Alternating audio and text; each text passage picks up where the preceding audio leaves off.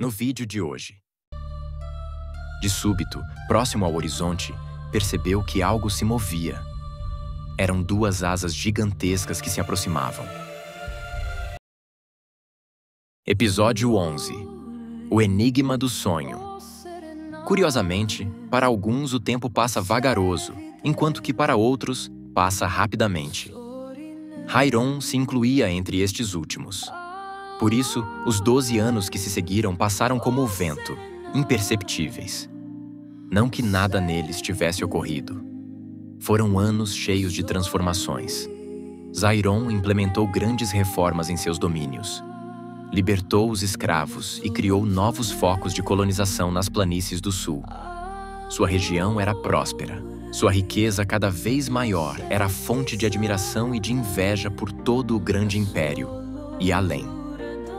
Seguindo a trilha iniciada por seu pai, Zairon fundou uma nova cidade, que serviria de entreposto para as caravanas na região Erma, conhecida como Iham Fanor, o Deserto de Pedra. Esta iniciativa, criticada por muitos céticos, rendeu mais frutos do que se poderia imaginar, pois ocasionou o incremento do comércio entre a Terra da Água e a Terra do Fogo. Um número cada vez maior de caravanas passava agora pelo entreposto de Zairon, surgindo verdadeiramente uma nova cidade que, em poucos anos, já se assemelhava a Roblayon Zain, muito embora ainda não fosse tão grande quanto ela.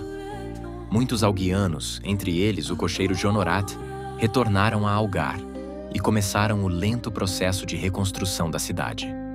Outros, porém, permaneceram. Nesse grupo se encontravam muitos dos mais jovens, que, afinal, pouco tinham conhecido da velha cidade continental de que seus pais tanto falavam. A Terra do Fogo, que fora seu cativeiro, tornara-se o seu lar. Para Hairon, também os anos não tinham passado inutilmente. Dedicara-se, em grande parte neste período, aos estudos de artes místicas, e agora se orgulhava de já conseguir utilizar alguns feitiços sozinho, mesmo que nem sempre os resultados saíssem como programado. Crescera e se tornara um rapaz de 16 anos. De certa forma, lembrava o pai, mas principalmente a mãe. Era moreno e de olhos castanhos, o que o diferenciava dos filhos do fogo, que geralmente eram bem mais claros. Tinha quase a altura de Zairon, o qual por sua vez sempre foi considerado alto, mesmo entre os filhos do fogo. Pode-se dizer que teve uma infância normal. Nunca foi discriminado ou maltratado por Lyanna, que o tratou como se seu filho fosse. Hairon sabia que ela não era sua mãe, entretanto pouco conhecia de seu próprio passado. Sempre que abordava o assunto com o pai, este se limitava a se afirmar que sua mãe verdadeira havia morrido após dar à luz, 2 anos antes de seu casamento com Lyanna. Não estava propriamente mentindo para o filho, mas era uma verdade mais do que insuficiente para satisfazer a curiosidade do menino. Pode-se dizer que Hairon levou uma existência campestre e pacata até então, sem grandes sobressaltos. Mais tarde, sempre lembraria de sua infância como um dos períodos mais felizes de sua vida. Lembrava-se de correr pelas colinas suaves cobertas de grama, em brincadeiras infantis com o irmão. Recordava-se de cavalgar com seu pônei até a beira da face oeste da cadeia de montanhas conhecida como Grande Muralha, onde podia ver o sol se pôr no oceano. Lembrava-se dos invernos gelados, quando a neve caía, e da fumaça que os vulcões ao longe jogavam no firmamento, um espetáculo estonteante. Infelizmente, nada dura para sempre. É a dinâmica das coisas, como dizia o velho Jonorat, ao tentar explicar para o jovem Hairon, de 10 anos, a razão de sua partida para Algar. Dizia ele: tudo um dia muda, tudo é um ciclo. Esta é uma das mais duras lições que se pode aprender nesta vida, filho. E completava: demorei muito tempo para aprendê-la, mas quando finalmente consegui, essa lição me ajudou a suportar os períodos difíceis e a me ansiar menos com as ameaças da vida e a crueldade dos homens. Apesar de ser então bastante jovem, Hairon nunca esqueceu estas palavras. Para ele, então com 16 anos, um novo período de grandes desafios estava para ter início. Mesmo as maiores tempestades, porém, Às vezes começam com um inocente chuviscar. Os sinais, de fato, surgiram relativamente brandos. Vieram por meio de um sonho. Foi numa noite de verão. Hiram sentiu que acordara. Sentou-se em sua cama.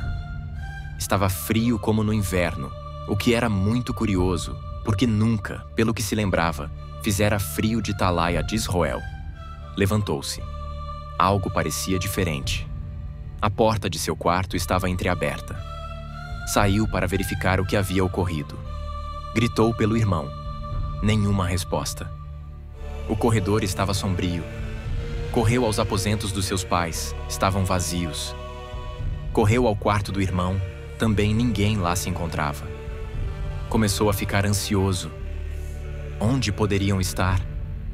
Pai, Tyron, Liana, onde estão vocês? Gritou ao descer os degraus que levariam ao andar térreo. No amplo átrio central que ficava próximo à escada também não havia ninguém.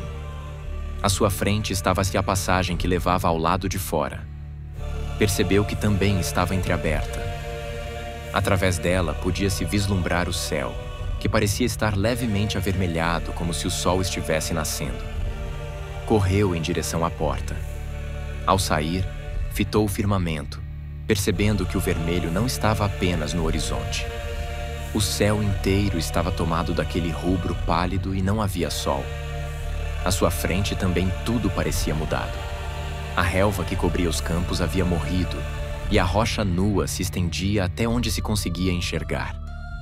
Nenhuma criatura viva podia ser avistada. Correu para longe da casa gritando em pânico. De súbito, próximo ao horizonte, percebeu que algo se movia. Eram duas asas gigantescas que se aproximavam. Vinham em sua direção. Sentiu medo e resolveu se esconder dentro da casa. Entretanto, tinha se afastado dela mais do que pensava. Mesmo assim, corria a toda velocidade para refugiar-se. Em vão. Muito antes de conseguir chegar à porta, o ser alado o capturou. Rapidamente levantou voo e ganhou altitude. Abaixo estava a enorme ilha toda destruída. De súbito, nada se podia enxergar a não ser a cor pálida de um oceano que refletia o céu. Hiram estava de costas para a criatura, por isso não podia ver a face do seu captor. O monstro era do tamanho de pelo menos 3 homens, isto podia perceber. Suas asas eram enormes, cada uma delas, sozinha, parecia ser do tamanho do corpo da criatura. Mas sem plumas, assemelhavam-se às asas de um morcego. Suas mãos e braços de aparência quase humana eram brancas, mas repletas de escritos esverdeados em letras incompreensíveis.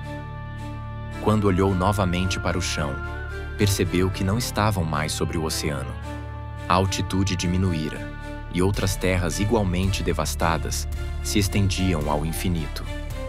Aos poucos, viu que se aproximava de uma cidade em ruínas. Era enorme, e nas ruas havia inúmeros cadáveres queimados. A criatura dirigia-se ao topo de uma colina, onde se encontravam os restos de um grande templo. Conforme se aproximavam das ruínas, mais ficava evidente que colidiriam com a parede da estrutura. Lê do engano. Penetraram na velha construção através de uma cúpula quebrada. Pousaram.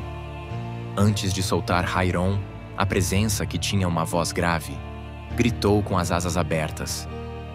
Lan se cria Yosainog. Disse em tom melancólico, quase como se chorasse. Após uma pausa, continuou.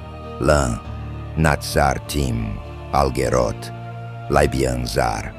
O chão pareceu estremecer ao som dessas palavras, e um uivo medonho se ouviu, como se os mortos que Hiram avistara soltassem um grito de desespero e desejo por algo desconhecido. Após uma pausa, para a surpresa do rapaz, ela começou a se expressar de forma compreensível, ainda sem soltá-lo.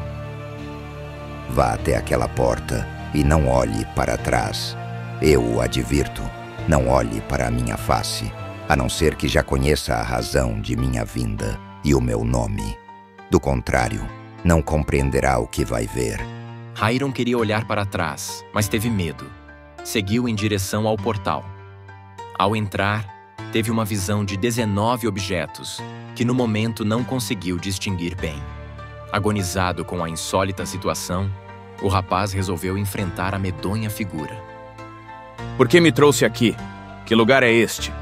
Perguntou Hairon, dirigindo-se para fora da sala. Resolveu então fitar seu captor. Quando olhou para ele, um facho de luz ofuscou seus olhos. Hairon gritou. De súbito, estava de volta à sua cama, e a face que observava era a de seu irmão. Percebeu que estava todo suado. O dia já amanhecera. Fazia calor. O que é isso, Hairon? Teve um pesadelo? Indagou Tairon, que agora era uma criança de 11 para 12 anos. Continuava com os cabelos cor de fogo de quando era bebê. Acho que sim. Que sonho mais estranho. Parecia tão real. Você deve estar nervoso por causa do grande teste de hoje. Mamãe pediu que eu viesse acordá-lo. Ah, sim, o teste. Vou me preparar. Após arrumar-se, Hairon desceu as longas escadas.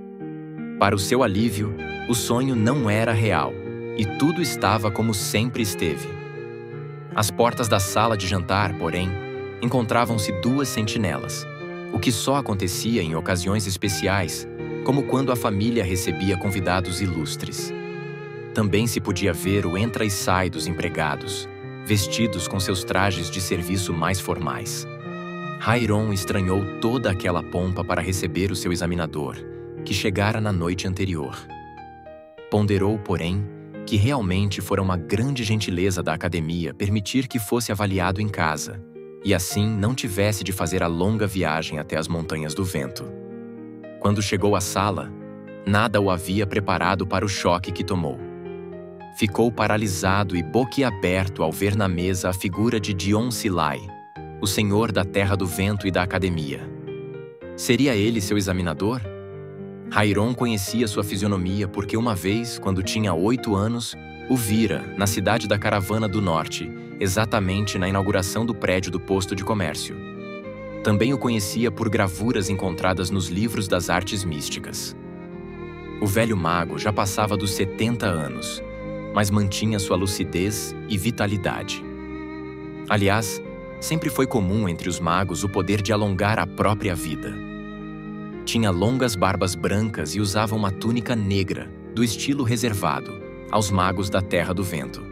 De olhar sempre atento a todos os detalhes, de pronto percebeu quando Hairon entrou na sala, em razão do que comentou. Ora, se não é o jovem aprendiz que vim avaliar. Não se preocupe, meu rapaz. Eu sou muito menos rígido nas avaliações que os magos mais jovens. É consequência da senilidade. Todos, menos Hairon, riram da piada. Este não compreendia a razão de o Senhor da Terra do Vento vir pessoalmente avaliá-lo para a academia. Na verdade, o motivo principal de sua visita era bastante diverso, como depois se constatou. Hairon assumiu seu lugar à mesa. Toda a família estava presente. Ouvi dizer grandes coisas sobre a capacidade de seu filho, Genor. Soube de seu talento excepcional para as artes místicas. Falou Dion. Sem ofensas, velho amigo, Disse Hairon.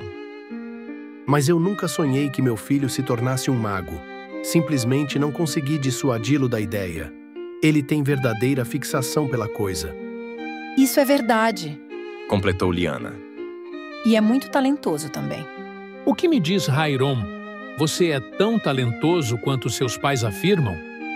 Hairon, que já estava vermelho de vergonha, respondeu. Eles exageram, mestre Dion. Só posso dizer que tenho me esforçado muito. Com um pouco de sorte, Interrompeu Hairon. ele não vai passar no seu teste hoje, e então poderá ir para a Academia do Lago de Cristal, como eu fui. E se tornar um desses trogloditas militares? Falou Liana em defesa de Hairon. Liana, não sabia que você me achava um troglodita? Disse Hairon sorrindo. Saiba você, minha querida, que aquela é uma escola de estadistas. E você, Tairon? Falou Dion. O que pretende fazer quando crescer? Também quer ser mago como seu irmão? Acho que não, mestre. Quero ir para a Academia do Lago de Cristal. É bom saber que ao menos um de meus filhos segue meus conselhos. Regozijou-se Zyron ao passar a mão na cabeça do filho. Depois de terminada a refeição, o velho mestre falou que pretendia fazer o teste ainda de manhã, pois tinha outros assuntos a tratar com o Senhor dos Filhos do Fogo. Pediu que Hairon se preparasse e o encontrasse no Salão Sul, o local do teste.